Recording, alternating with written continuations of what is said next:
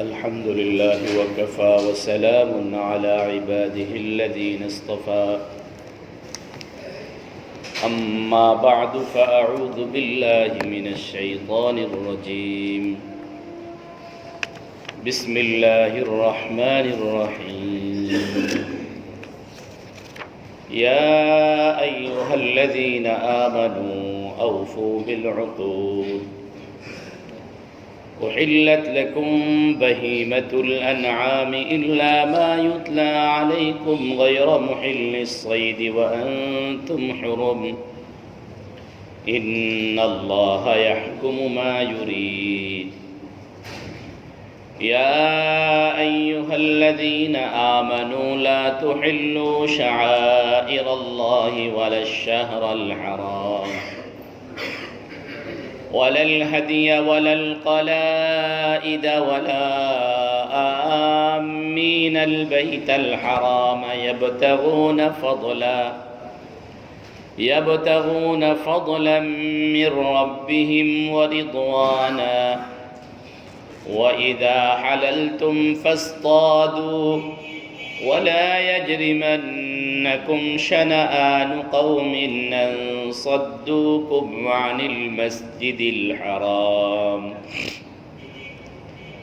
أن صدوكم عن المسجد الحرام أن تعتدوا وتعاونوا على البر والتقوى ولا تعاونوا على الإثم والعدوان واتقوا الله إن الله شديد العقاب حرمت عليكم الميتة والدم ولحم الخنزير وما أهل لغير الله به والمنخنقة والموقوذة والمتردية والنطيحة وما أكل السبع إلا ما ذكيتم وما ذبح على النصب وأن تستقسموا بالأزلام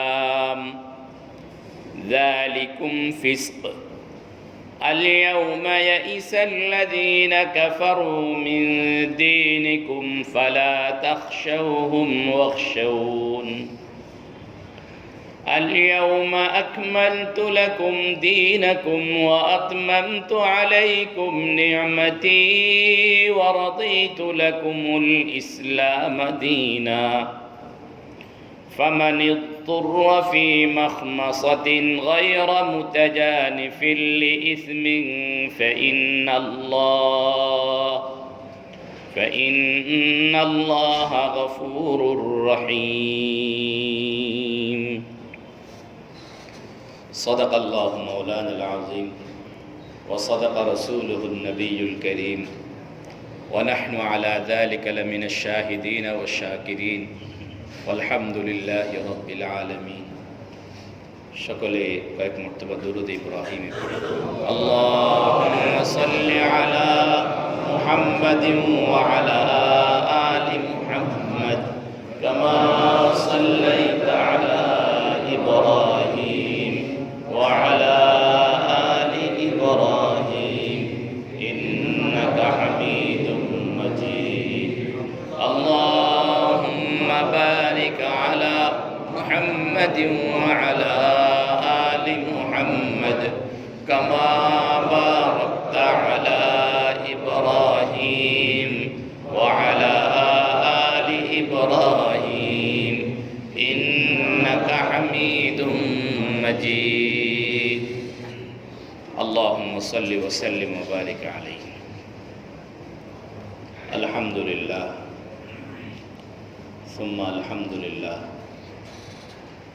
আল্লাহ রব্বুল আলামিনের অসংখ্য শুকরিয়া আল্লাহ পাক রব্বুল আলামিন আমাদেরকে মাগরিবের নামাজ জামাতের সাথে আদায় করার তৌফিক দান করেছেন কালিমাতুশ শুকর আদায় করি বলে আলহামদুলিল্লাহ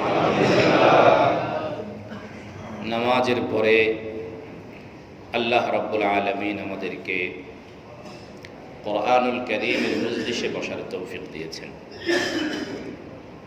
কোরআনুল কারীম থেকে কিছু অংশ বোঝার জন্য আল্লাহ পাক রব্বুল আলামিন আমাদেরকে মঞ্জুর করেছেন, পছন্দ করেছেন, বাছাই করেছেন। এই জন্য আবারও অন্তর থেকে শুকরিয়া আদায় করি বলে আলহামদুলিল্লাহ। আমি আজকেও আপনাদের সামনে সূরা মাঈদার শুরু থেকে তেলাওয়াত শুরু করেছি এবং 3টি আয়াত তেলাওয়াত করেছি। 3 নম্বর আয়াতের সাথে প্রথম নম্বর আয়াতের সম্পর্ক রয়েছে, এজন্য 3টা আয়াত একসাথে তেলাওয়াত করেছি। যদিও 1 নম্বর আয়াত এবং 2 নম্বর আয়াতের উপরে আমাদের কিছু কথা হয়ে গেছে। আরেকটা কথা বলে নেই, সাধারণত একটা আয়াতের উপরে কথা বলার জন্য আপনাদের সামনে যে পরিমাণ প্রিপারেশন নিয়ে কথা বসতাম, এই এক একটা আয়াতে এত পরিমাণ কথা যে একটা তাফসীর পড়ে আমি এক আয়াত শেষ করতে পারি না, এই পরিমাণ কথা। গত 3 সপ্তাহ মিলিয়ে দেখা যায় প্রতিদিনই এক একটা আয়াতের উপরে এক একটা তাফসীর পড়ার চেষ্টা করার পরে দেখা যায় যে কিছু কথা আরো নতুন নতুন এসে জমা হয়েছে। সব কথা তো আর বলা সম্ভব না। এজন্য যে কথাগুলো বেশি জরুরি, যে কথাগুলো বেশি উপকারী, দরকারি, আল্লাহ রাব্বুল আলামিন সেই কথাগুলো বলার তৌফিক দান করেন সকলে। একটা কথা মনে পড়ছে, কোনো এক আলেমকে জিজ্ঞাসা করা হয়েছিল, এক ব্যক্তি নিজে নিজে বইপত্র নিয়ে বসে থাকে, আরেকজন আলেমের দরবারে বসে থাকে। আলেমের মুখ থেকে কিছু শুনবে, এজন্য বসে থাকে। এই 2 জন, সে আলেমের কাছ থেকে শুনে শিখে, আরেকজন বইপত্র পড়ে শিখে। কার ইলমটা বেশি? উনি বললেন যে আলেমের কাছ থেকে যে শুনে শিখে তার ইলমটা বেশি। কিভাবে? যে ব্যক্তি পড়লো, নিজে নিজে পড়লো, সে কয়টা বই পড়বে? সে যা পড়বে এখানে কিছু জরুরিও আছে, কিছু জরুরি নয় এমন কোথাও সময় তার বেশ যাবে। আর একজন আলেমের মুখ থেকে যখন সে শুনবে, একজন আলেমের পড়ার পরিধি তার চেয়ে বেশি, তার চেয়ে বেশি। এবং আলেম যা পড়েন সব বলেন না, যা পড়েন সব মনে রাখেন না। যেগুলো জরুরি সেগুলো মনে রাখেন, আর যা মনে রাখেন সব বলেন না। এই মনে রাখার ভিতরে যেগুলো বেশি গুরুত্বপূর্ণ সেগুলো বলেন। এই জন্য উলামায়ে কেরামের মুখ থেকে অল্প কিছু কথা যদি শোনা হয়, তাহলে মনে রাখবেন যে আপনি ওনার পড়া বা ওনার জানাশোনা থেকে 10 ভাগের 1 ভাগ শুনছেন, বা তার চেয়ে কম শুনছেন। এবং যা শুনছেন এটা মানে ওই বিষয়ের সারাংশ। তো এই জন্য উলামায়ে কেরামের মজলিসে বসে দ্বীন অর্জন করার কথা বলা হয়েছে।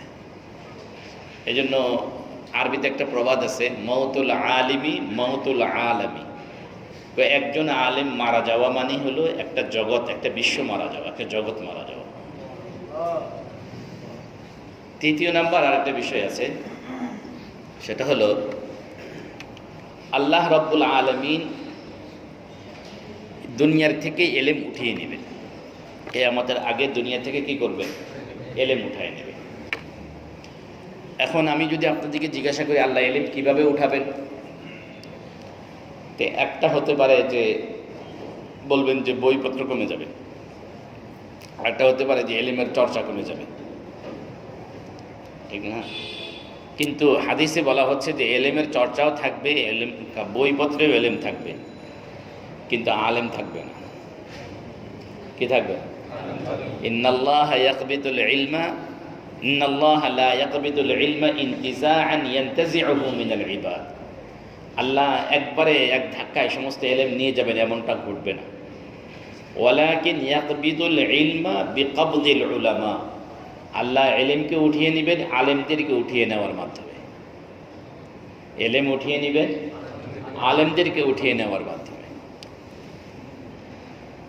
হাত্তা ইযা লাম ইয়াবকা আলিমান, অবশেষে মানুষ এরকম হবে যে কোনো হক্কানি আলেম খুঁজে পাবে না, প্রকৃত প্রাজ্ঞ আলেম খুঁজে পাবে না। হাত্তা ইযা লাম ইয়াবকা আলিমান ইত্তাখাযান নাস রুউসান জুহালা, তখন মানুষ জাহেলদেরকে সভাপতি বানাবে। ইত্তাখাযান নাস রুউসান জুহালা, জাহেলদেরকে তারা ইমাম বানাবে, জাহেলদেরকে তারা নেতা বানাবে। ফাসুইলু, এই জাহেলগুলোকে মানুষ যখন প্রশ্ন করবে, ফা আফতাউ বিগাইরি ইলমিন, এরা ইলম ছাড়াই ফতোয়া দিবে। আমি তো মনে করি যে এই হাদিসের একটা বাস্তবায়ন আমাদের দেশে আছে। কিভাবে আছে? টেলিভিশনের মধ্যে কিছু আলেমকে বসানো হয়, যারা আলেম খেতাব নিয়ে টেলিভিশনে বসে। আলেম খেতাব নিয়ে কি করে? সব আলেমের কথা বলছে না, কিছু আলেম টেলিভিশনে আলেমের খেতাব নিয়ে কি করে? বসে। ডক্টরেট আছে, আমাদের শুরুতে অনেক বড় লকব আছে। এরকম কিছু আলেমের বয়ান আমার একদিন দুর্ভাগ্যক্রমে শোনার তৌফিক হয়েছিল।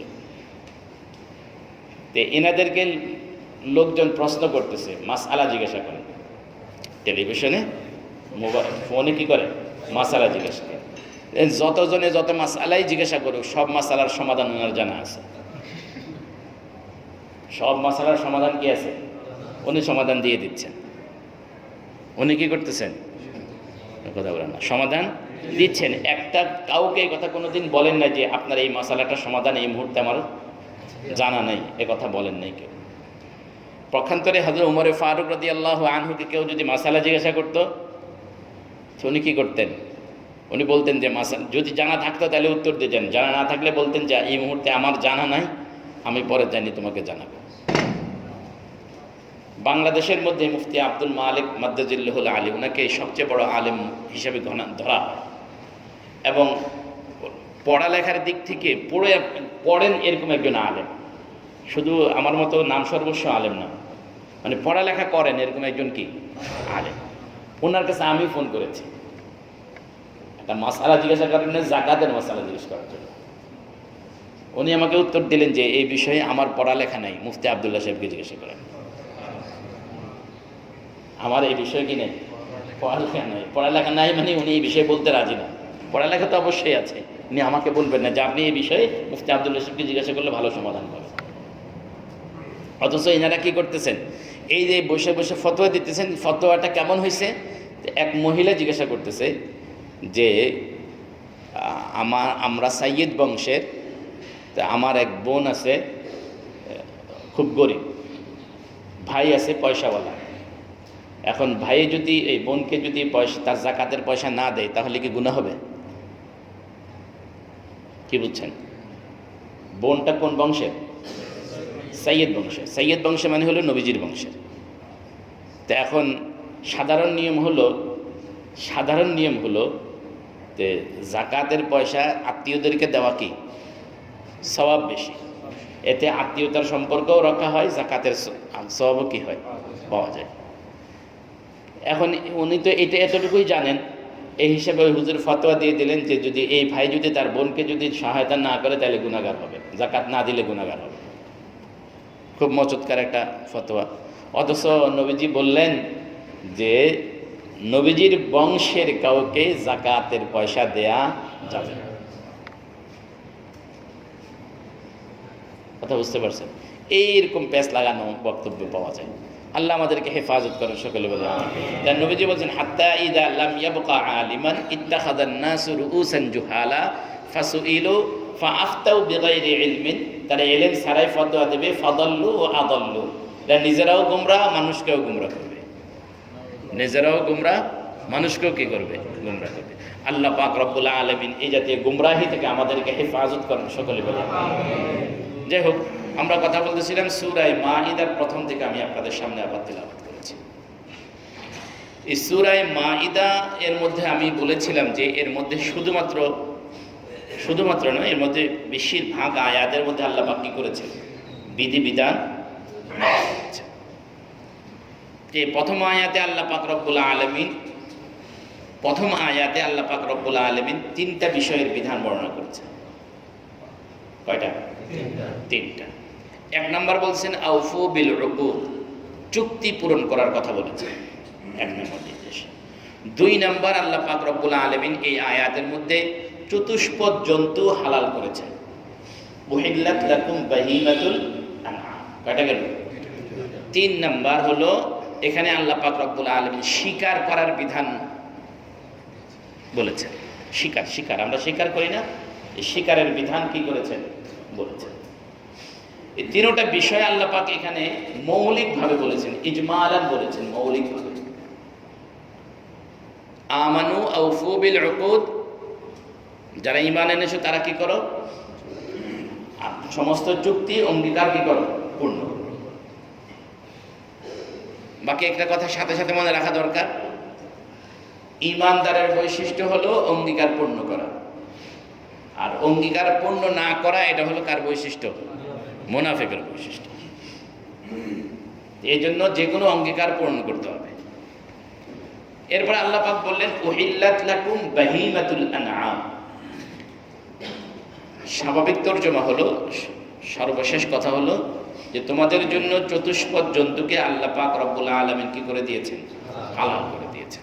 চতুষ্পদ জন্তু হালাল, এই কথার অর্থ কি? এ কথার অর্থ চতুষ্পদ জন্তু খাওয়া হালাল, নাকি চতুষ্পদ জন্তু শিকার করা হালাল, নাকি চতুষ্পদ জন্তুর এই শ্রম নেওয়া হালাল, নাকি চতুষ্পদ জন্তুর এই বিভিন্ন হাড্ডি গুড্ডি চামড়া ইত্যাদি ব্যবহার করা হালাল? কোনটা হালাল, কোন কথা? তো মুফাসসিরিন ইকরাম বলেছেন যে চতুষ্পদ জন্তু থেকে, চতুষ্পদ জন্তু মানে উট, গরু, মহিষ, ছাগল, ভেড়া, দুম্বা, এই যে যা আছে এগুলো থেকে যত রকমের উপকার নেওয়া যায় সব রকমের উপকার নেওয়া তোমাদের জন্য হালাল। এগুলো থেকে যত রকমের উপকার নেওয়া যায় সব রকমের উপকার নেওয়া কি হালাল। এই জন্যই তো আমরা উট, গরু, মহিষ ইত্যাদিকে কি লাগাই, আমাদের কাজে লাগাই।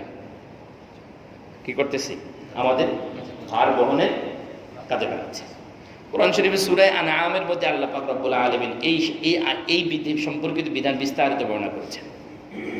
আল্লাহ বলেন ওয়া মিনাল আনআমি হামুলাতান ওয়া ফারশা। কিছু চতুষ্পদ জন্তু আছে যেগুলোকে আল্লাহ তোমাদের জন্য বোঝা বহনকারী বানাইছেন। কিছু আছে এরকম যেগুলোর জন্য তোমাদের সেখান থেকে তোমরা বিছানার জিনিসপত্র পাইবা। পশম থেকে আমরা কি করি, পশমি জিনিস তৈরি করি। এরকম কিছু থেকে আমরা কি করি, আমাদের খাদ্য আহরণ করি, বিভিন্ন জিনিস। তো চতুষ্পদ জন্তু থেকে যত রকমের উপকার নেওয়া যায় সব রকমের উপকার নেওয়া কি আছে বলেন, হালাল। আল্লাহ পাক আমাদেরকে অনুমতি দিয়ে দিলেন। জবাই করে খাই অনুমতি আছে, কাজে লাগাই কি আছে, অনুমতি আছে। বাকি এখানে একটা কথা মনে রাখতে হবে, আল্লাহ যে চুক্তি পূর্ণ করো, আমাদের সাথে আল্লাহ পাকের চুক্তির মধ্যে একটা চুক্তি আল্লাহ পাক বর্ণনা করতেছে। তা আল্লাহ যে সকল জন্তুকে হালাল করে দিয়েছেন আমরা যেন সেগুলোকে হারাম না করি। বাকি আল্লাহ পাক রব্বুল আলামিন চতুষ্পদ জন্তুকে হালাল করার পরেও প্রায় 9 ধরনের জিনিসকে, 11 ধরনের জিনিসকে আল্লাহ পাক রব্বুল আলামিন হারাম করেছেন। কয় ধরনের? 11 ধরনের। 3 নম্বর আয়াতে আল্লাহ পাক এই 11 ধরনের বস্তুর কথা আলোচনা করেছেন, যে 11টা জিনিস আল্লাহ কি করে দিয়েছেন, হারাম করে দিয়েছেন। 2 শর্তে আল্লাহ পাক বলছেন তোমাদের জন্য চতুষ্পদ জন্তু হালাল। কয় শর্তে? 2 শর্তে। 1 নাম্বার হলো চতুষ্পদ জন্তু তোমরা মসজিদে হারামের সীমানায় কি করবা না, শিকার করবা না। না, চতুষ্পদ জন্তু তো সর্ব অবস্থায় হালাল। শিকার যে কোনো প্রাণী শিকার করা 2 শর্তে হালাল। যে কোনো প্রাণী শিকার করা কয় শর্তে হালাল? 2 শর্তে। 1 শর্ত হলো তোমরা ইহরাম অবস্থায় শিকার করবা না। 2 নম্বর শর্ত হলো মসজিদে হারামের সীমানায় শিকার করবা না। কি বললেন? একটা হলো ইহরাম অবস্থায় কি করা যাবে না, শিকার করা যাবে না। 2 নম্বর হলো হারামের সীমানার ভিতরে কি করা যাবে না, শিকার করা যাবে। এই 2 শর্তে বলছে শিকার করা কি আছে, হালাল আছে। তো 1 নম্বর আল্লাহ পাক চতুষ্পদ জন্তু খাওয়ার অনুমতি দিলেন। এখন চতুষ্পদ জন্তু তুমি যে খাইবা, কিভাবে খাইবা? শিকার করে খাইবা না এমনি তুমি শিকার করা ছাড়াই তুমি খাইবা? এই প্রশ্ন আমার সামনে।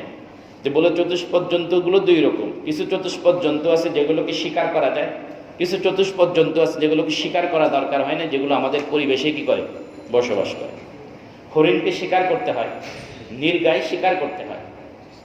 এবং এই চতুষ্পদ জন্তুগুলো কিছু পানিতে আছে, কিছু জমিনে আছে, কিছু কি আছে পানিতে আছে, কিছু কি আছে জমিনে আছে। তো এই পানিরগুলোকে আল্লাহ পাক বলছেন যে কোনো অবস্থায় শিকার করা যাবে। জমিনের গুলোর ক্ষেত্রে আল্লাহ পাক বিধান দিচ্ছেন যে চতুষ্পদ জন্তুটা হালাল করলাম, বাকি এই হালালটা এহরাম অবস্থায় যে সমস্ত বস্তু জন্তুগুলো তোমাদের শিকার করে ধরতে হয় সেগুলোকে দুই অবস্থায় তোমরা কি করতে পারো, দুই শর্তে তোমরা তোমাদের জন্য হালাল। এই কথাটুকু এখানে বলছেন, ইল্লা মা ইউতলা আলাইকুম গায়রা মুহিল্লিস সাইদি ওয়া আনতুম হুরুম। তাহলে বোঝা গেল আমরা যে সকল চতুষ্পদ জন্তু আমাদের জন্য হালাল, মোট শর্ত দাঁড়াইলো এই, এক নম্বর চতুষ্পদ জন্তু শিকারী না হওয়া লাগবে। কি বলেন বলেন, শিকারী না হওয়া। দুই নম্বর, যদি শিকারী হয় তাহলে সেটা হালাল হওয়ার জন্য শর্ত হলো যে সেটা কি করতে পারবে না, হারামের সীমানায় থাকতে পারবে না, এবং শিকার করার সময় কি থাকতে পারবে না, ইহরাম অবস্থায় থাকতে পারবে, তাহলে সেগুলো কি হালাল। এরপরে আল্লাহ পাক বলতেছেন এই সবগুলো জন্তু হালাল হওয়ার পরেও 11 ধরনের প্রাণী তোমাদের জন্য হালাল। কয় ধরনের? 11। কি কি? আমি আয়াতের প্রসঙ্গ ঠিক রাখার জন্য মাঝখানের আয়াত বাদ দিয়ে শেষের 3 নম্বর আয়াতে গেলাম।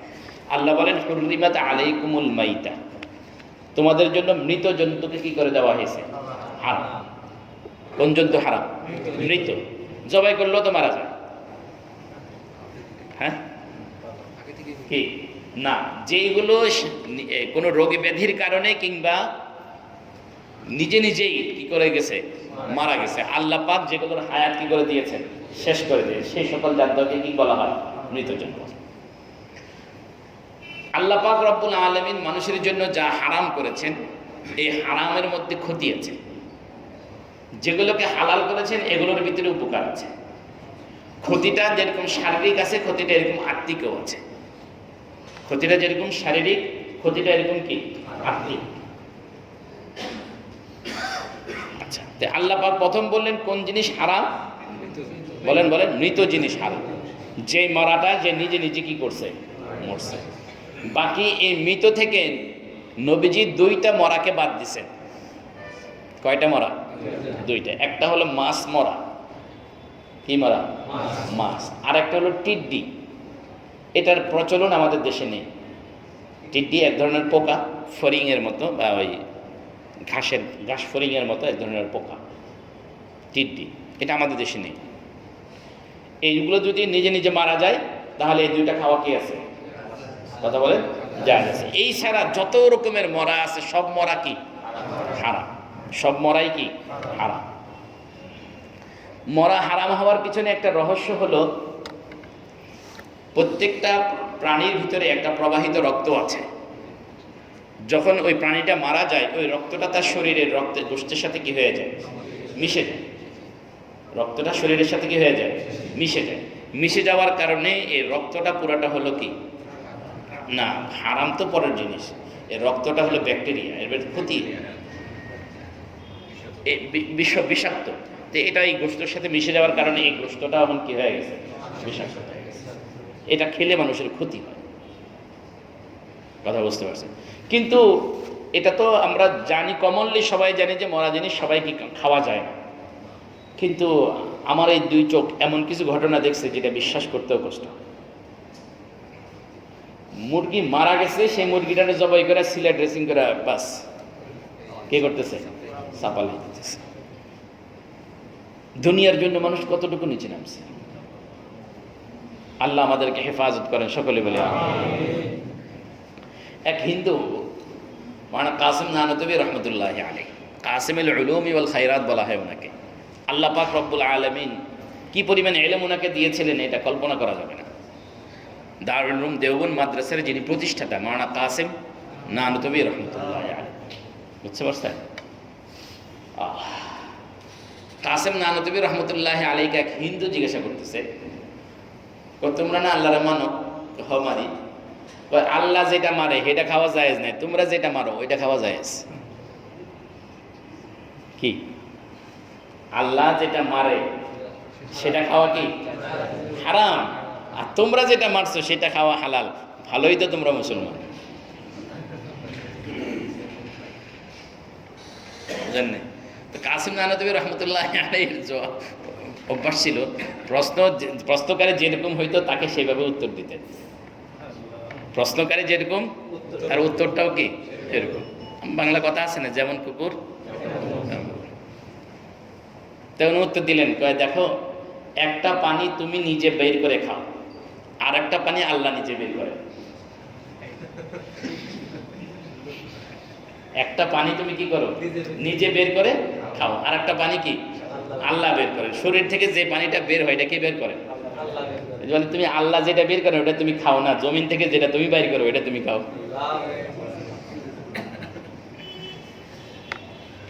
পেশাব খায় নাকি? বাকি কিছুদিন আগে আমি একটা তথ্য পড়ছি পত্রিকায়, বিজ্ঞানীরা একটা মেশিন আবিষ্কার করছেন মহাকাশে যাওয়ার জন্য। সে মেশিন ওনারা পেশাব করবেন, মেশিন পেশাবটাকে রিফাইন করে ওনাকে পিওর পানি সাপ্লাই দেবে। এটা হলো বিজ্ঞানের দৌড়। মহাকাশে পানি নিয়ে যাওয়া কষ্ট, আলাদা পানি বহন করা, এই জন্য কিছু পানি নেবেন, এগুলো ওনারা খাবেন, খেয়ে সেটা মেশিনে দেবে, মেশিন এটাকে রিফাইন করে কি করবে, আবার ফিল্টারিং করে আবার নতুন করে ওনাকে পিওর পানি সাপ্লাই দেবে, উনি সেটা আবার খাবেন।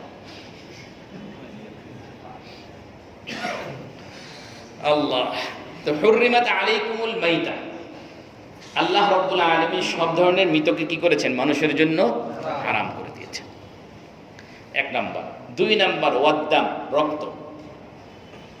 রক্ত বলতে যে রক্তটা প্রবাহিত রক্ত, সেটা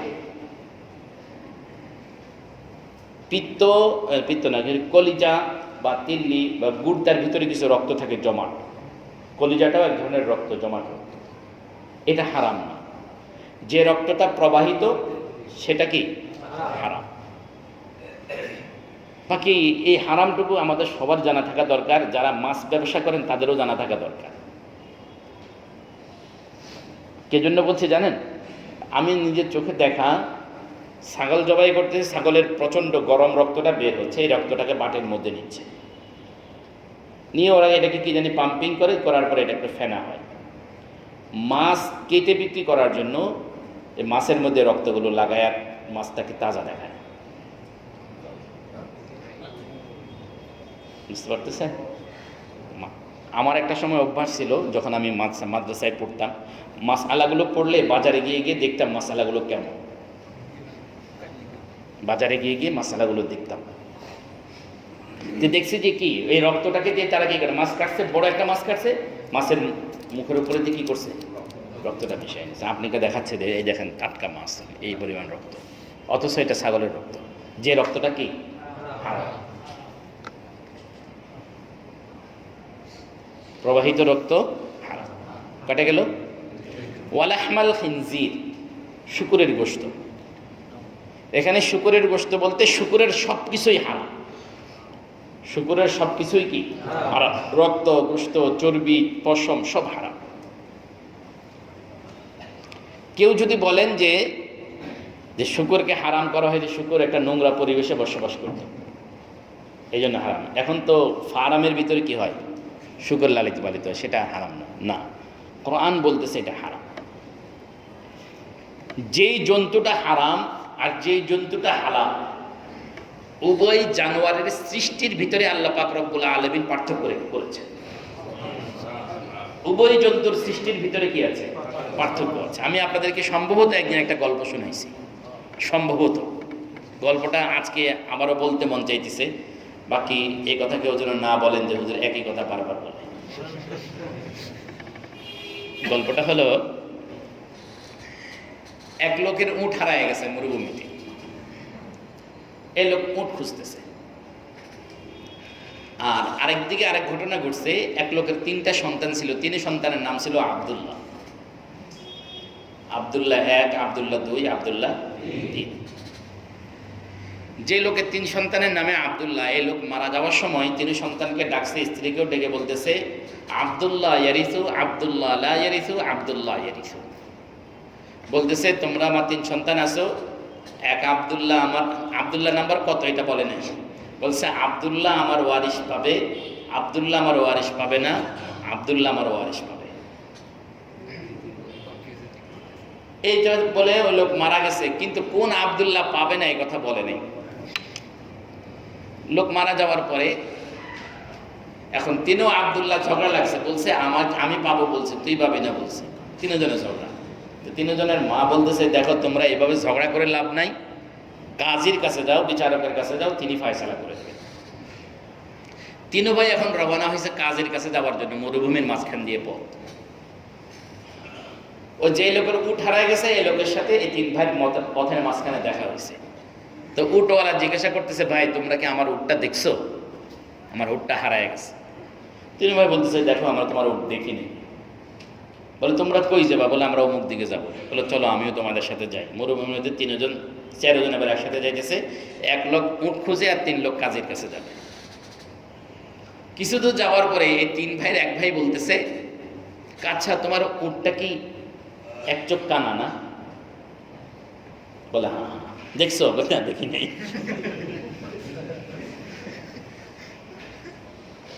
চলতেছে, কয় না তুমি নাম, তাই তুমি জানলা কিভাবে? বলে আমি দেখি নাই।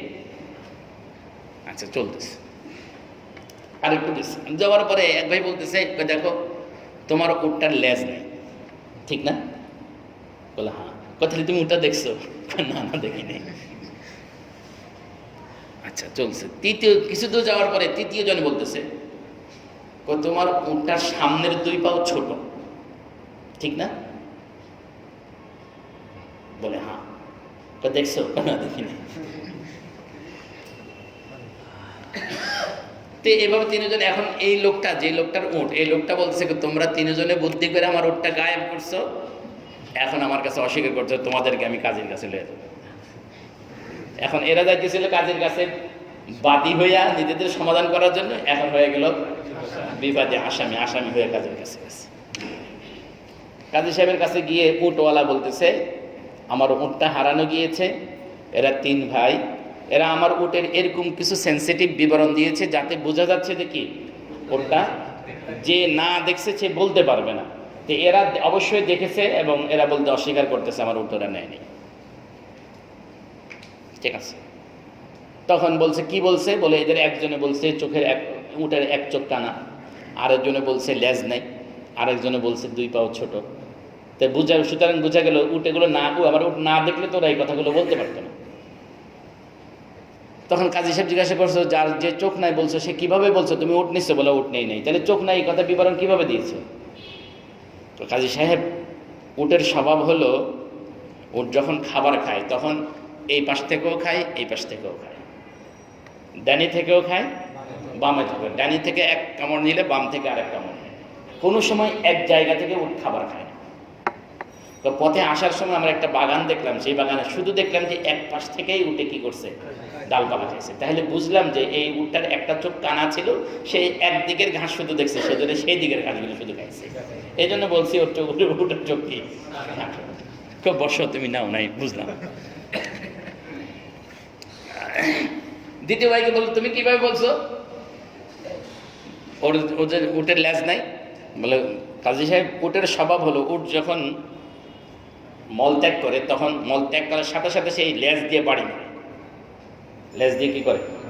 বাড়ি মারার কারণে লেজদের বাড়িতে এই মলগুলো ছিটায় পড়ে, এক জায়গায় পড়ে না। তো আসার সময় দেখলাম যে উটের কিছু মল পড়ে আছে, কিন্তু এগুলো এক জায়গায় দলা দলা থুপ করে স্তূপ করে পড়ে আছে। তাহলে বুঝলাম যে উটটা এই মল ত্যাগ করে, সেই উটের কি নেই, লেজ নাই। এই জন্য বলছি ওর উটের লেজ নেই। বল তাহলে তুমি বসো, তুমি নাও নাই। 3য় জন, তুমি কিভাবে বলছো?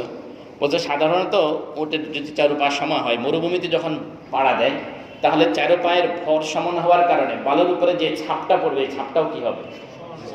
আমি মরুভূমিতে আসার সময় দেখলাম যে পিছনের 2 পায়ের ছাপ খুব ভারী, সামনের 2 পায়ের ছাপ একটু কি হালকা হালকা। তাহলে বুঝলাম যে সামনের 2 পাটা কি ছিল, একটু খাটো ছিল, এই জন্য ছাপগুলো হবে। এইভাবে আমি বলে দিয়েছি। তখন কাজী সাহেব বললো, যাও, এই 3 ভাই তোমার কি নেই, উট নেই না, তুমি যাও। এখন এদের বিদায় দিছে, এদেরকেও বিদায় দিবে। 3 ভাই বলতেছে, কাজী সাহেব কথা কিন্তু শেষ হয় নাই, আমরা আসামি হিসাবে আসি নাই, পথের মাঝখানে আসামি হয়েছিলাম, কিন্তু আমরা এখন আসামি না, আমরা নিজেরা আপনার কাছে একটা সমস্যা নিয়ে আসছি। বলে কি সমস্যা? বলে আমার নামও আব্দুল্লাহ, এই আমার 2 ভাই, এদের 2 জনের নাম আব্দুল্লাহ। সমস্যা হলো আব্বা ইন্তেকালের সময় বলছেন আব্দুল্লাহ সম্পদ পাবে, আব্দুল্লাহ সম্পদ পাবে না, আব্দুল্লাহ সম্পদ পাবে, কিন্তু কোন আব্দুল্লাহ পাবে না এটা আব্বা বলেন না। এখন আপনি একটু ফয়সালা করে দিতে হবে আমাদের তিনজনের মধ্যে কে পাবে না, আমাদের তিনজনের মধ্যে কে পাবে। এখন বলেন তো দেখি, সাক্ষী নেই, প্রমাণ নাই, তিনজনের না আব্দুল্লাহ, কে পাবে না এটা বলে কিভাবে? কাজী সাহেবের কাছে, কাজী সাহেব কাছে মাথা গরম হয়। কাজী সাহেব বলছে তোমার তিনজন অপেক্ষা করো, আগামীকাল তোমাদেরকে কি করবো, ফয়সালা। তো কাজী সাহেব এদের তিনজনকে মেহমানখানায় থাকতে বলছেন, সন্ধ্যা হয়ে গেছে, এই দিনের মধ্যে বিচারে ইজলাস শেষ। মেহমানখানায় যাওয়ার পরে তিনজন অপেক্ষা করতেছে। তিনজনের মধ্যে হঠাৎ করে একজন বলে উঠতেছে, এই সবাই সাবধান, মেহমান ওরা তিনজন না আরও আছে। সমস্ত মেহমানদেরকে সম্বোধন করে বলতেছে, সাবধান, আমাদের মধ্যে কাজী সাহেবের একজন গুপ্তচর আছে। কি আছে? কাজী সাহেবের একজন কি আছে? গুপ্তচর আছে, সুতরাং সাবধান। এরপরে খাবার দিছে, এদের জন্য কি করছে? খাবার পরিবেশন করছে, রুটি আর গোশত, রুটি আর গোশত। যে খাবার খেতে শুরু করছে একজনে বলতেছে সাবধান, খাবার খাবা না, যে গোশতগুলো দিছে এগুলো কুকুরের গোশত, রান্না করা গোশত প্লেটে দিছে। ওই লোক বলতেছে কি সাবধান, এগুলো খাবা না, এগুলো কিসের গোশত? কুকুরের গোশত। সবাই হাত গুটাই দিছে। তৃতীয় জন বলতেছে তোমাদের জন্য যে রুটিগুলো দিছে এই রুটিগুলো একজন গর্ভবতী নারী ভাবছে। তিন নম্বর জন বলতেছে যে সাবধান, তোমরা যে কাজীর কাছে বিচার নিয়ে আসে সেই কাজী জারজ সন্তান, সেই কাজী কি? জারজ সন্তান। এখন ভাবছে বেজা খাবার খাই নাই, সবাই হাত উঠাই নিছে। সকালবেলা যখন বিচার বসছে, কাজী সাহেবকে তো এক নম্বর কথা হলো, কাজী সাহেব বলছে গুপ্তচর আছে, এরা বলছে গুপ্তচর আছে, এরপরে রুটি কুকুরের গোশত, এরপরে সর্বশেষ সবচেয়ে বড় কথা হলো কাজী সাহেবকে কি করা হয়েছে? জারজ সন্তান বলা হয়েছে। আল্লাহ। তো কাজী সাহেব বিচার শুরু করার আগে, যেহেতু ওনার গুপ্তচর ছিল, খবর জানে গেছে, তখন কাজী সাহেব বিচার শুরু করার আগে বলতেছে যে তোমরা গতকালকে কে কি বলছো সব আমি জানি, এখন আগে বলো কেন তোমরা এই কথাগুলো বলছো? এই যে ব্যক্তি বলছো রুটিগুলো, এই গোশতগুলো কুকুরের গোশত, তুমি দাঁড়াও, তুমি কিভাবে বলছো কুকুরের গোশত?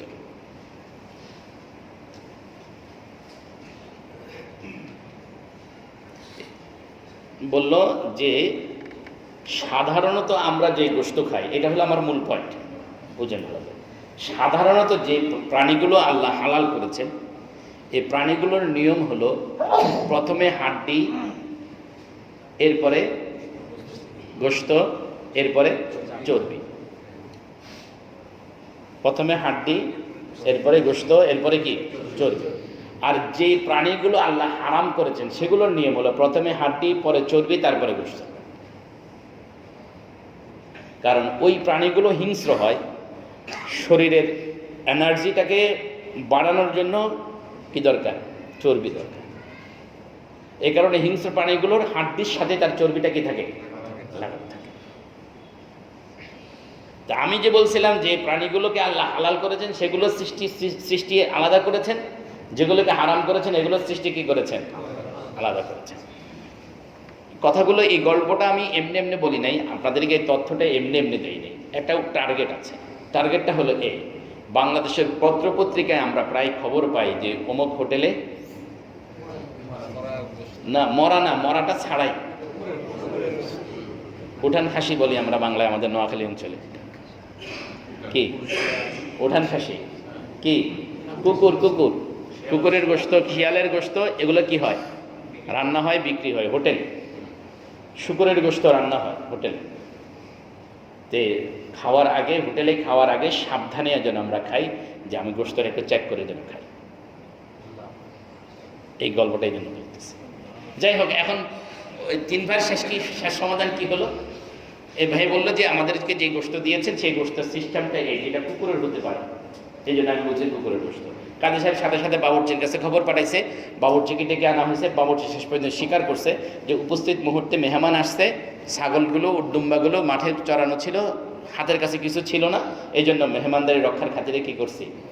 কুকুর জবাই করে দিচ্ছি। এই ভাই বলে তুমি বসো। দ্বিতীয় ভাইকে জিজ্ঞাসা করলো, তুমি কিভাবে বললা যে 9 মাসের গর্ভবতী নারী কি করেছে? রুটি বেলছে। আমাদের দেশে রুটি তো ছোট ছোট হয়, কিন্তু পাকিস্তান বা বিভিন্ন দেশে দেখবেন রুটি অনেক বড় হয়। তো বলতেছে যে রুটিগুলো যে ব্যক্তি, যে মহিলা শেখছে, রুটিগুলো দেখলাম যে রুটির এক পাশে আগুনের তাপ ভালো মতো লাগছে, আর এক পাশে আগুনের তাপ ভালো মতো লাগে না। যে পাশে তাপ লাগছে সেই পাশ তো ফুলছে, যে পাশে তাপ লাগে না সেই পাশ কি ফুল হয়ে গেছে। ঘটনা ঘটলো, মহিলাটা গর্ভবতী হওয়ার কারণে রুটিগুলোকে যেভাবে স্বাভাবিক ইজিলি ঘুরানো দরকার উনি ঘুরাতে পারেননি, যার কারণে রুটির এক পাশ কি রয়ে গেছে, কাঁচা রয়ে গেছে। এইখান থেকে আমি বলেছি মহিলাটা কি ছিল, খবর নিল, খবর নিয়ে জানা গেল যে ঠিকই 9 মাসের প্রেগনেন্ট এক মহিলা কি করছে, রুটিগুলো বাড়ছে। এখন আসছে আসল আশা, তুমি কিভাবে বুঝলা যে তোমাদের কাজী বিচারক জারজ সন্তান? বলে আমি এটা কিভাবে বুঝছি সেটা বলবো পরে, না সেটা আগে বলে নিয়েছে। এভাবে বুঝলাম যে মেহমানের পিছনে দুইটা কথা। নিয়ম হলো মেজবান মেহমানের সাথে খাবার খাবেন, এটা হলো আদর্শ। মেজবান বলেন না, মেহমানের সাথে কি করবেন, খাবার খাবেন, নতুবা সেখানে উপস্থিত থাকবেন, মেহমানদারি নিজে করবেন। এই জন্য আমি আমার একজন ওস্তাদকে দেখেছি, আমি ছাত্র হিসাবে যখন ওনার কাছে গিয়েছি, ওস্তাদ নিজে আমার জন্য চা বানাইতেন। আমি বলতাম, ওস্তাদ আমাকে বলেন লা ইউকরামুল মারউ ফি বাইতিহি, মানুষ যত বড়ই হোক নিজের ঘরে সে বড় না, সে যত বড়ই হোক নিজের ঘরে সে কিনা বড়। এই জন্য তুমি আমার মেহমানের সম্মান রক্ষা করে আমি নিজে বানাই তোমাকে খাওয়াচ্ছি। তো মেহমানদারির নিয়ম হলো মেহমানকে মেজবান নিজে কি করবেন, আপ্যায়ন করবেন, উপস্থিত থাকবেন। এটা হলো সৌজন্যতা বোধ। এটা আরবদের একটা ট্রেডিশনও, ইসলামের একটা আদর্শ। বাকি এখন তো আফসোস সাথে বলতে হয় মেহমানদারি আমাদের কাছ থেকে চলে গেছে। থাকতো মেহমান মেজবানের সামনে, মেজবান মেহমানের সামনে বুঝবে। এখন আমরা মেহমানদারি কি করি না। 2 নাম্বার বিষয় হলো যে আমি আপনার মেহমান, আপনি মেজবান হিসেবে আমাদের এখানে উপস্থিত থাকার কথা, সেটা থাকেননি। তাহলে আপনি ইসলামের আদর্শ কি করছেন, ক্ষুণ্ণ করেছেন। আরবের আদর্শ কি করেছেন, ক্ষুণ্ণ করেছেন। 2 নম্বর বিষয় হলো যে লোকগুলো কাজের কাছে বিচার নিয়ে আসে, নিজেদের আবেদন নিয়ে আসে, তাদের বিরুদ্ধে গুপ্তচর বৃত্তি করা, এটা না ইসলামের আদর্শ না আরবের আদর্শ। কেবল এরকম কাজ একজন জারজ সন্তান ছাড়া আর কেউ করতে পারে না। এই কাজ জারজ সন্তান ছাড়া আর কেউ করতে পারে না। এই জন্য আমি বলছি আপনি জারজ সন্তান। কাজে সাথে সাথে দৌড় দিয়ে মার কাছে গেছে। মাকে গিয়ে জিজ্ঞাসাবাদ করার পরে এক পর্যায়ে মা স্বীকার করছে যে তুমি জারজ সন্তান, তুমি কি জারজ সন্তান। কাজে আসছে, সে চুপ। এখন 3 ভাই তো অনেক কথাই হলো, কিন্তু আসল কাজ তো হলো না। সমস্যা তো কি হলো না, সমাধান হলো না। 3 ভাই বলতেছে এখন আমাদের সমাধান বলেন। বলে হ্যাঁ তোমাদের সমাধান বলছি, সমাধান আমার জানা হয়ে গেছে। তো কি, কে বলছো আমি জারজ সন্তান? বলে আমি। তুমি পাইবা না, যাও। কি তুমি পাইবা না, যাও। বলে আমি পাবো না, না পাওয়ার পিছনে আপনার কাছে দলিল কি? বলে স্বর্ণকারকে চিনি, চোরে চোর চিনি। চোরে কি চিনে? চোর চিনে, ডাকাতে ডাকাত চিনে, পকেট মার চিনে। তাহলে এই ভাই পাবে না, আর 2 ভাই কি পাবে? এখন 3 ভাইয়ের ভিতরে এখন একটা পেরেশানি ঢুকছে কি, আমাদের এই ভাইটা পাবে না কেন? তার মানে কাজী আমাদের এই 3 নম্বর ভাইকেও কি করেছে, যারা সন্তান বলছে।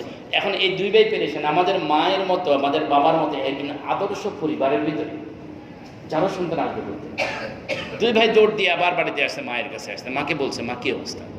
মা বলতেছে, দেখো আমি কোনো অন্যায় কাজ করিনি, আমি কোনোদিন কোনো অন্যায় কাজ করিনি। আসল ঘটনা কি জানো? তোমার আব্বু ফজরবেলা মসজিদে গিয়েছে, ফজরের নামাজের সময় কি মসজিদে গেছে। মসজিদে যেয়ে যাওয়ার সময় পথের মাঝখানে তোমাদের এই 3 নম্বর আব্দুল্লাহকে পাইছে। একদিনের সদ্য ভূমিষ্ঠ নাকি কি রাস্তার পাশে পাইছে, পাওয়ার পরে তার মধ্যে দয়া জাগছে, সে সেখান থেকে উঠাই নিয়ে আসছে লোকচক্ষুর আড়ালেই। সমাজে ফিতনা সৃষ্টি হওয়ার আগে কি করছে, আমরা তাকে লালন পালন করেছি, তাকে আব্দুল্লাহ বলে নাম রেখেছি। তাহলে এই যে ঘটনাটা আমি জানি, তোমার আব্বা জানে, আর পৃথিবীর আর কেউ জানে। তোমার আব্বা এই জন্য বলে গেছে আব্দুল্লাহ, যেহেতু আমার নিজের কি নয়, আরো কথা বলেন না, নিজের সন্তান নয়, এই জন্য সে পাবে না। কিন্তু নির্দিষ্ট করে বলে যায় নাই কেন, সেটা উনি ভালো জানেন। বাকি এই হলো তোমাদের 3 নম্বর আব্দুল্লাহর কি গল্প। যাই হোক, গল্প যাই কিছু বলা হলো, আমার মূল টার্গেট ছিল হলো এই যে সকল প্রাণীগুলোকে আল্লাহ পাক হালাল করেছেন তাদের সৃষ্টির বৈশিষ্ট্য একরকম রেখেছেন, যেগুলোকে হারাম করেছেন সেগুলোর সৃষ্টি বৈশিষ্ট্য কি আরেক রকম আছে। ওয়ালাহমাল খিনজির কয় নাম্বার এটা আপনারা মনে রাখতে হবে তো। 1 নাম্বার মৃত, 2 নাম্বার রক্ত, 3 নাম্বার কি শুকর, 4 নাম্বার ওয়ামা উহিল্লা লিগাইরিল্লাহি বিহি, যে সকল প্রাণী গায়রুল্লাহর নামে ছেড়ে দেওয়া হয়েছে, উৎসর্গ করা হয়েছে। যে সকল প্রাণী গায়রুল্লাহর নামে কি করা হয়েছে, উৎসর্গ। বাবা শাহজালালের নামে কবুতর ছেড়ে দিছে, খাজা বাবার নামে গরু ছেড়ে দিছে, আছে না? বাইজিদ বুস্তামির পুকুরের মধ্যে গিয়ে মুরগি ছেড়ে দিছে বুস্তামির নামে। এই গায়রুল্লাহর নামে যে সকল জন্তু জানোয়ার উৎসর্গ করা হয় এগুলো হারাম। এগুলো কি হারাম। ওই গরুটা দেখতে আপনি গরু দেখতেছেন কিন্তু গরুটা হারাম, দেখতে আপনি ছাগল দেখতেছেন এটা ছাগলটা হারাম, দেখতে আপনি মুরগি দেখতেছেন মুরগিটা হারাম। মাজারে দেন না, মাজারের জন্য যে মুরগিটা দেন এটাও হারাম। আমার ফতোয়া না, আমি ফতোয়াটা শুধু আপনাদেরকে শুনাইলাম, ফতোয়া দিয়েছেন ওলামা। কথা কি বুঝাইতে পারলাম? ওমা উহিল্লা লিগাইরিল্লাহ, যেগুলা গায়রুল্লাহর নামে কি করা হয়েছে, উৎসর্গ করা হয়েছে, সেগুলো হারাম। এবার আপনি বিসমিল্লাহ পড়ে জবাই করেন আর হুজুর দিয়ে জবাই করেন, যেভাবেই জবাই করেন না কেন এটা হারাম, হারামই হারাম। এটা মনে করেন না যে এই গরুটা আপনি হালাল হয়ে গেছে, হারাম।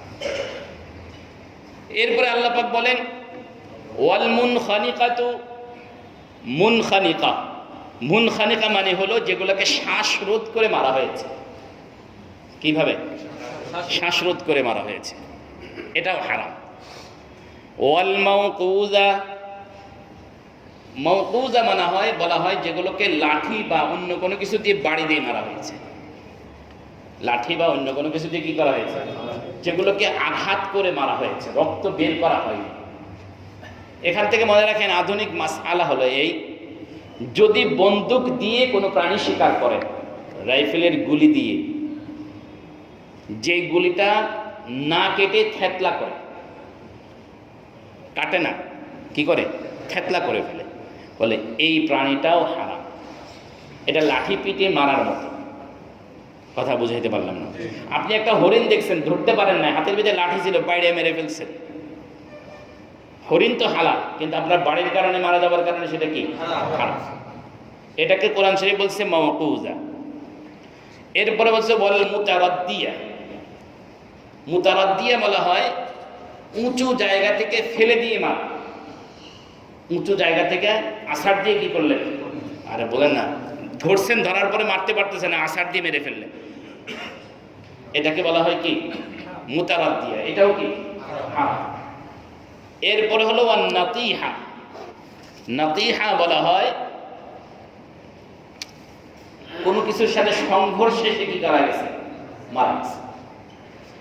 পাথরের সাথে বাড়ি লেগে বা অন্য কোনো কিছুর সাথে আঘাত লেগে সে কি করছে, আপনি হরিণ দৌড়ানি শুরু করছেন, নীলগায়ে দৌড়ানো শুরু করছেন, সামনে একটা গাছ ছিল, গাছের সাথে বাড়ি খেয়ে সে মারা গেছে, এই নাতিহা, এটাও কি হারাম। এরপরে ওয়ামা আকালা সাবউ, হিংস্র প্রাণী যে কোনো প্রাণীকে কি করছে, আঘাত করছে। আপনি দেখলেন ছন কাটতে গেছেন, দেখেন যে অজগরের সাপে একটা ছাগল, একটা হরিণের এক পাও কি করছে, কামড় দেখায় গেছে। আপনি এটা পাইছেন, পাই বললেন ঠিক আছে এবার আমি এটা হালাল করি। গেলেন যে এটা একটা নেকড়ে একটা হরিণ ধরছে, ধরে নিয়ে যেতেছে, আপনি ওর কাছ থেকে এটা কি করলেন, নিয়ে নিলেন। এই ওয়ামা আকালা সাবউ, হিংস্র প্রাণীতে যেগুলো, ঈগলে হরিণ ধরে নিয়ে যাচ্ছে, আপনি ঈগলের কাছ থেকে কিনলেন হরিণটা, ঈগল পাখি কিন্তু হরিণ ধরে নিয়ে যায়, আপনি ওখান থেকে কি করলেন, এই হিংস্র প্রাণী যেগুলোকে শিকার করছে, এই শিকারগুলো কি হারাম। বাকি একটু কথা আছে সামনে আয়াতে 5 নম্বর আয়াতে এই জাতীয় কিছু কথা আসবে, তখন আমরা ইনশাআল্লাহ আলোচনা করব। ওয়ামা আকালা ওয়ামা যুবিহা আলান নুসুবি, যুবিহা আলান নুসুব বলা হয় বিধর্মীদের যেই বেদ বা ওদের যেই এটাকে কি বলে আমরা হিন্দুরা পাঠা বলি দেওয়ার জন্য যে তাদের যেই বলির যে জায়গাটা কাঠের যেটা এরকমও আছে। আবার কিছু জায়গা আছে উঁচু করে কাবা শরীফের পাশে উঁচু করে একটা জায়গা ছিল, এখানে এনে মুশরিকরা কি করতো জবাই দিত, এটাকে নুসুব বলা হয়। বেদি বেদি বেদি বেদি আছে না রমনায়, বেদি। এই বেদির মূলে যে সকল প্রাণীগুলোকে জবাই করা হয় এগুলোও কি হারাম। ওমা যুবিহা আলান নুসুব, এ পর্যন্ত 10টা হলো, 10টা জিনিস হারাম করলে। 11 নম্বর হলো ওয়ান তাস্তাকসিমু বিল আজলাম। এটা হলো আরব সমাজে একটা প্রচলিত ছিল, সেটা হলো 7টা ভাগ্য তীর ছিল। 7টা তীরের ভিতরে একটার ভিতরে ছিল নাম, একটার ভিতরে ছিল লাম, বাকিগুলোর ভিতরে অন্য কিছু লেখা থাকতো। এই তীরগুলো কাবাতুল্লাহর খাদেমের কাছে থাকতো। লোকজন কোনো কাজে বের হওয়ার জন্য, কোনো শিকারে বের হওয়ার জন্য, বড় কোনো কাজের জন্য যখন বের হতো তাই কাবায় আসতো, এসে খাদেমকে 100 দিনার বা 100 টাকা হাতিয়ে দিত, দিয়ে তার কাছ থেকে এই তীরগুলো বলতো যে তুমি ভাগ্য তীর বের করো। সে ওখান থেকে চোখ বন্ধ করে একটা তীর কি করতো বের করতো। তীরের মধ্যে যা লেখা থাকতো সেইভাবে সে কি করতো বলে না, সে সিদ্ধান্ত নেই। আহা, না বুঝলে আপনারা রাস্তার পাশে ওই টিয়া পাখি দিয়ে খাম্পতগুলো থাকে না, এইটা আর কি। এই বাচ্চারা টিয়া পাখি দিয়ে মানুষের ভাগ্যের পরিবর্তন করে, কিন্তু নিজের ভাগ্যের কি হলো না এখনো। আশরাফ আলী থানভী রহমতুল্লাহ আলাইহির কাছে এক লোক আসছে, আয়সা বলতেছে, হুজুর আমি আপনার ভবিষ্যৎ অতীতে কি হয়েছে তাও জানি, ভবিষ্যতে কি হবে তাও জানি, আপনি কিছু জানতে চাইলে আমার কাছে জিজ্ঞাসা করতে পারেন। তাই নাকি, তুমি তো অনেক কামেল মানুষ দেখা যায়। তে লোকটাকে বলে তুমি একটু বসো, আমি আসতেছি। তোর বসায় তুই আসতে বাইরে আসলে এসে 10 ইঞ্চি একটা ইট নিয়েছেন, একটা ইট নিয়ে তার পিছন দিয়ে মাথার উপরে ধরছেন। যেটা বলে দেখো তো আমার হাতের মধ্যে এখন কি, না তাকায়া বলো, এখন না তাকায়া থেকে বলবে, সে একটু টেরা করে দেখছে, দেখে 10 ইঞ্চি ইট। এবার তোমার আমার অতীতের কথা বলার দরকার নাই, ভবিষ্যতেরটা বলার দরকার নাই, বর্তমানেরটা বলা, ইট দিয়ে আমি করবোটা কি, এখন আমি ইট দিয়ে কি করবো এটাই শুধু বল। এই লোক পিছু ঘুরে পাও ধরে মাপ চাই করবো, ভেদ বেঁচে মাফ করে দিয়ে আর কোনোদিন এই বাটপারি করুন না।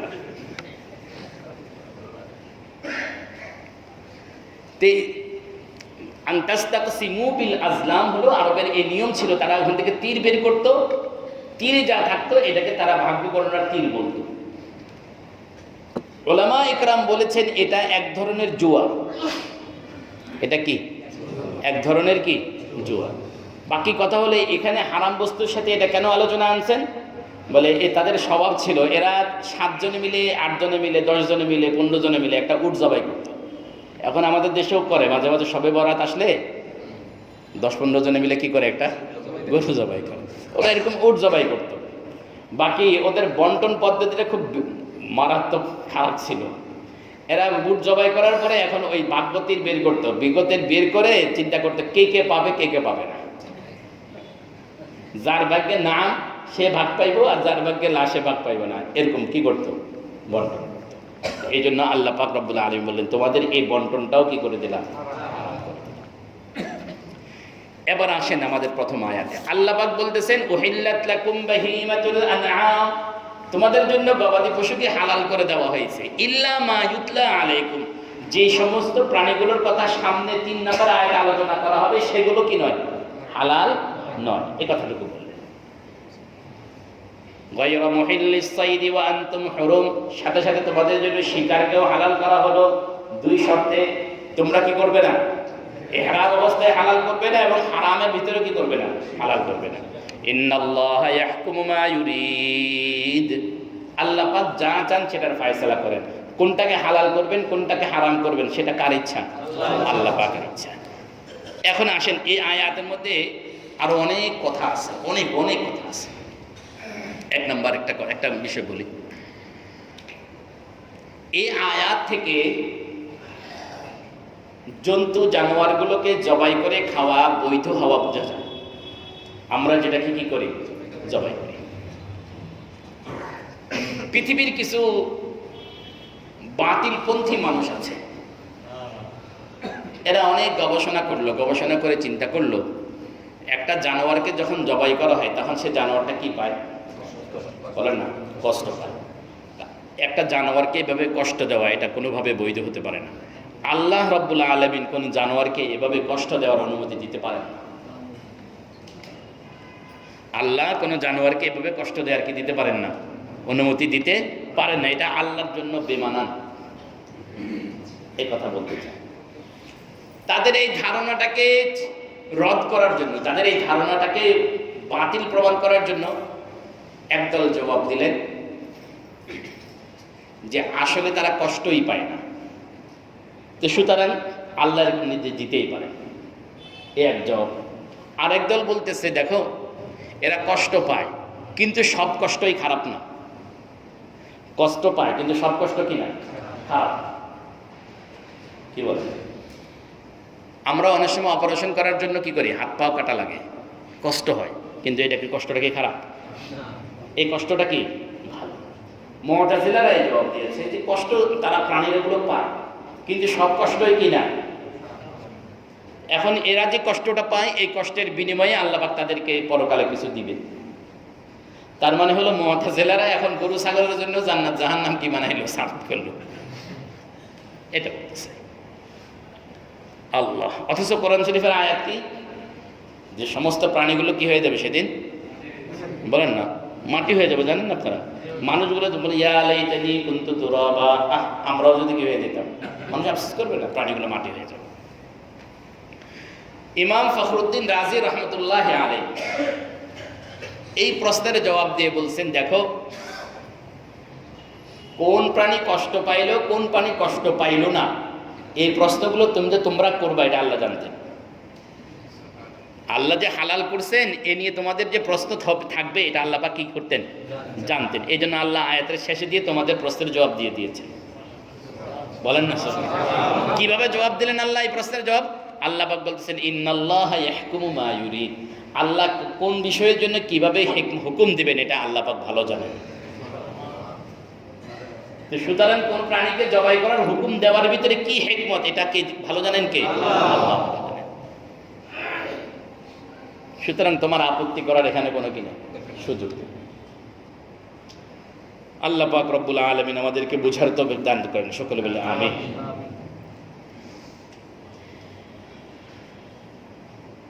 এই আয়াতের মধ্যে থেকে আর একটা মাসালা আছে, এই মাসালাটা আমাদের লাগে কিনা তা জানি না, তবু আমি বলি, লাগতেও পারে।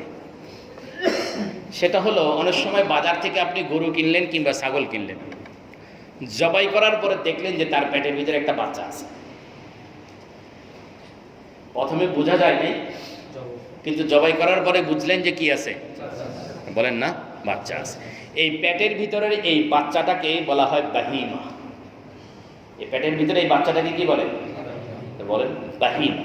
কোরআন শরীফের মধ্যে এই আয়াতে আল্লাহ পাক বলছেন উহিল্লাত লাকুম বাহিমাতুল আনআম। এই জন্য কোনো মুফাসসির বলতেছেন যে এখানে অন্যান্য গবাদি পশুর কথা বলা হয়নি, বরং বলা হয়েছে গবাদি পশুর পেটের ভিতরে যে বাচ্চা আছে ওই বাচ্চাটাও হালাল, এই কথা বলা হয়েছে। কারণ আমাদের সমাজে প্রশ্ন হতে পারে যে এর বাচ্চাটা এখনো তো বাচ্চা 1 বছরের 6 মাসের 9 মাসের, এটা কিভাবে খাবে, এরকম প্রশ্ন কি? আরে ভাই আপনারা না বুঝলে আমি একদম আপনাদের কাছ থেকে একটা দলিল দিই।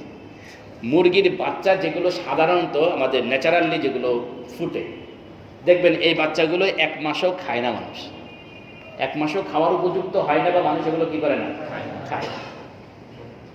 মরে যেতে লাগলেও মরে যেতে দেয়, কিন্তু তারপরে কি করে না, পলেটটি 17-18 দিনে আপনারা খান। ওইটাই মুরগি কতদিন, 17-18, 1 মাস, সর্বোচ্চ 1 মাস লাগে না, আরো কম সময়ের মধ্যে কি করি আমরা খেয়ে ফেলি। তাহলে কিছু এরকম গরু ছাগলের বাচ্চাগুলো এরকম পেটের ভিতরে যে বাচ্চাটা আছে এটা আপনি কি খাবেন না ফালাইয়া দেবেন কি? রাসূল করিম সাল্লাল্লাহু আলাইহি ওয়াসাল্লামকে জিজ্ঞাসা করা হলো, নবীজি বললেন মন চাইলে তোমরা খাও, মন না চাইলে তোমরা ফেলে দিতে পারো। বাকি কথা মনে রাখেন। এখানে এই মাসালাটা অনেক লম্বা মাসালা, অনেক লম্বা মাসালা। আমি অত লম্বা মাসালা এখন আপনাদেরকে বোঝাতেও পারবো না, আপনারা বুঝবেন না। সংক্ষেপে একটা কথা বলি। এই যে বাচ্চাটা পাওয়া গেছে, এই বাচ্চাটা যদি পূর্ণ হয়ে যায়, তো ইমামে আবু হানিফা রহমতুল্লাহ আলাইহি বলেন তাহলে এই বাচ্চাটাকেও জবাই করতে হবে, তবে খাওয়া যাবে। প্রশ্নটা হলো কি, যদি বাচ্চাটা, গরুটা জবাই করছেন, জবাই করার পরে তার পেট চিরার পরে দেখলেন পেটের ভিতরে বাচ্চা আছে, বাচ্চাটাও মরা, বাচ্চাটাও কি মরা, তাহলে এই মরা বাচ্চাটাকে আপনারা খাবেন না ফেলে দিবেন? প্রশ্ন হলো এটাকে খাবেন না ফেলে দিবেন? ইমাম শাফিঈ রহমতুল্লাহ আলাইহি বলেন যে এটা মারা গেছে তার মায়ের কারণে। মারা গেছে কিসের কারণে? তার মায়ের, নবীজি বলেছেন যে তার মায়ের জবাইটাই বাচ্চার জবাই হিসাবে গণ্য হবে, মায়ের জবাইটাই বাচ্চার জবাই হিসাবে কি হবে? গণ্য। সুতরাং ওই বাচ্চাটা চাইলে খাইতে পারো, বাচ্চাটা চাইলে কি করতে পারো? ইমামে আজম আবু হানিফা রহমতুল্লাহ আলাইহি বলেন যদি মরা পাওয়া যায় তাহলে খাওয়া যাবে না। এক বুঝেন, কিন্তু ইমাম আবু হানিফা রহমতুল্লাহ আলাইহির দূরদর্শিতা একটু চিন্তা করেন। আমি এখানে ইমাম আবু হানিফা রহমতুল্লাহ দূরদর্শিতা বোঝানোর চেষ্টা করছি কোরআন শরীফের থেকে। বলেন তাকে যদি জীবিত পাওয়া যায় তাহলে, বলে তাহলে জবাই করবে, তাহলে খাবে। তাহলে আপনি বলবেন যে নবীজি যেখানে বলছেন মায়ের জবাইটাই তার বাচ্চার জবাই হিসেবে যথেষ্ট হবে, এই প্রশ্ন থেকে যাবে না? এই প্রশ্নের তো জবাব মুফাসসিরিন ইকরাম, মুহাদ্দিসিন ইকরাম দিবেন বা দিয়েছেন। বাকি এখানে ইমাম আবু হানিফা রহমতুল্লাহ আলাইহির দর্শন আর ইমাম শাফিঈর দর্শনের ভিতরে দেখেন কি পরিমাণ তফাৎ। ইমামে আজম আবু হানিফা রহমতুল্লাহ আলাইহি বলেন কোন প্রাণী হালাল হারাম হওয়ার পিছনে মৌলিক কারণ হলো তার ভিতরে প্রবাহিত রক্ত বের করে দেওয়া। কি বলেন? জবাই করার কারণে কি, এই দেখেন যেই শিকারের যে প্রাণীগুলোর কথা বলছি সেগুলো, আর জবাই করার কারণে কি হয়? একটা মরা জানোয়ার হারাম কেন আর জবাই করা জানোয়ার হালাল কেন? বলে মরা জানোয়ারের থেকে রক্তগুলো বের হয় না, রক্তগুলো কি হয়ে যায়? শরীরের ভিতরে মিশে যায়। পক্ষান্তরে জবাই করার কারণে রক্তগুলো কি হয়ে যায়? প্রবাহিত হয়ে যায়। তো ইমামে আজম আবু হানিফা রহমতুল্লাহ আলাইহি উনার পক্ষেও নবীজির হাদিস আছে। সাথে সাথে ইমামে আজম আবু হানিফা রহমতুল্লাহ আলাইহি বলেন যে যদি বাচ্চাটা মারা যায় তাহলে কি হয়? বাচ্চার শরীরের যে রক্তগুলো আছে এই রক্তগুলো তার সাথে কি হয়ে যায়? তার শরীরের রক্তের সাথে কি হয়ে যায়? শরীরের গোশতের সাথে মিশে যায়। তো সুতরাং হারাম হওয়ার জন্য দামে মাসফুহ যেটা বের করে দেওয়া, এটা এখানে ঘটে না। এক। দুই নম্বর বিষয় হলো যে এই দামে মাসফুহটা, রক্তটা হারাম, এটা কোরআনে কারীমের আয়াত দ্বারা কি প্রমাণিত? রক্ত হারাম এটা কিসের দ্বারা প্রমাণিত বলেন না? আর এটা খাওয়া যাবে, এই খাওয়ার বৈধতা কি দ্বারা প্রমাণিত বলেন? হাদিস দ্বারা। বলে কোরআনের মোকাবেলা হাদিসের কোনো কি রাখে না, গুরুত্ব নেই। মানে গুরুত্ব আছে, কোরআনের মোকাবেলায় হাদিসকে দেওয়া যাবে না, দলিল দেওয়া যাবে না।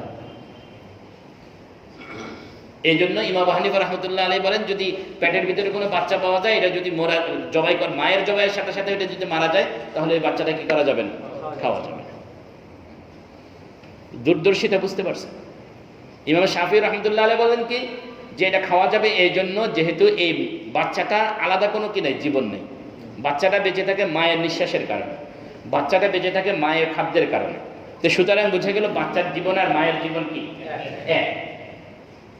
এই হিসাবে উনি বললেন যে এটা খাওয়া যাবে। ইমাম আবু হানিফা রহমতুল্লাহ আলাইহি বলেন যে দুইটার জীবন এক নয়, কারণ এরকম অনেক সময় দেখা গেছে গরু মারা গেছে কিন্তু ভিতরের গাভীর বাচ্চাটা কি রয়ে গেছে? জীবিত রয়ে গেছে। যদি একই হতো তাহলে দুইটা প্রাণ একসাথে কি করতো? এখানে প্রাণ দুইটা, একটা না। যেহেতু প্রাণ দুইটা, এই কারণে এদেরকে দুইটা ধরা হবে। আল্লাহ পাক আমাদেরকে বোঝার তৌফিক দান করেন। 2 নম্বর আয়াতে অনেকগুলো কথা রয়েছে। লা তুহিল্লু শাআইরাল্লাহ ওয়ালা শাহরাল হারাম ওয়ালাল হাদিয়া ওয়ালাল কালাইদ, এগুলো নিয়ে আলহামদুলিল্লাহ আমরা গত সপ্তাহে আলোচনা করেছি। আরেকটা কথা আমাদের এখানে শেষ হয়েছিল, ওয়া তাআবানু আলাল বিররি ওয়াত তাকওয়া, তোমরা ভালো কাজ এবং তাকওয়ার উপরে কি করো? একজন অপরজনকে সহায়তা করো। এবং এটা নিয়ে আমরা কথা বলতেছিলাম যে বর্তমান পৃথিবীর সমস্ত উন্নতি অগ্রগতির মূল কথাটুকু এখানের মধ্যে আল্লাহ পাক রব্বুল আলামিন বলে দিয়েছেন। এরপরে আল্লাহ পাক বলছেন ওয়ালা তাআবানু আলাল ইসমি ওয়াল উদওয়ান, গুনাহের কাজে এবং শত্রুতার সৃষ্টি হয় এরকম কাজে তোমরা একে অপরের কি করো না, সাহায্য করো না। ওয়াত্তাকুল্লাহ, আল্লাহকে ভয় করো, ইন্নাল্লাহ শাদীদুল ইকাব। 3 নম্বর আয়াতে আমরা কতটুকু পর্যন্ত বলেছি? ওয়ান তাস্তাকসিমু বিল আজলাম, বলে তোমরা এই কাজগুলো করো না, যালিকুম ফিসকুন, বলে এই জুয়াটা হলো এক ধরনের পাপাচার। এরপরে আল্লাহ পাক রব্বুল আলামিন বলতেছেন, মাঝখানে একটা কথা বলছেন, ইল্লামা যাক্কাইতুম, ইল্লামা যাক্কাইতুম।